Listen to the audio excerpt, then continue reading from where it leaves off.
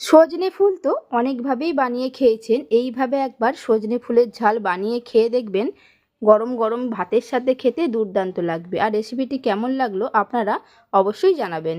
সবার প্রথমে আমি নিয়ে নিয়েছি সজনে ফুল। দেখুন সজনে ফুলগুলো, এগুলোকে আমি খুব ভালো করে পরিষ্কার করে ধুয়ে নেব। দেখুন ধুয়ে নেওয়া হয়ে গেছে, এটাকে আমি রেখে দিলাম।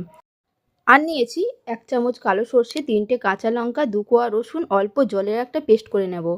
কড়াইতে সর্ষের তেল দিয়ে তেল গরম হলে একটা শুকনো লঙ্কা ফোড়ন দিয়ে দিলাম একটা বড় সাইজের কুচানো পেঁয়াজ।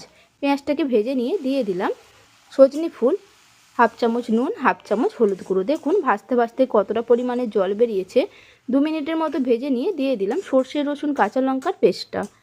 আবারও 2 মিনিটের মতো নাড়াচাড়া করে ঢাকনা আটকে হতে দিলাম 5 মিনিটের জন্য। 5 মিনিট পর ঢাকনা খুলে নিয়েছি। দেখুন জলটা পুরোপুরিভাবে শুকিয়ে গেছে। খুব ভালোভাবে নাড়াচাড়া করে নিলেই রেডি হয়ে গেল সজনে ফুলের ঝাল। রেসিপিটি আপনাদের কাছে কেমন লাগলো কমেন্টে জানাতে একেবারেই ভুলবেন না।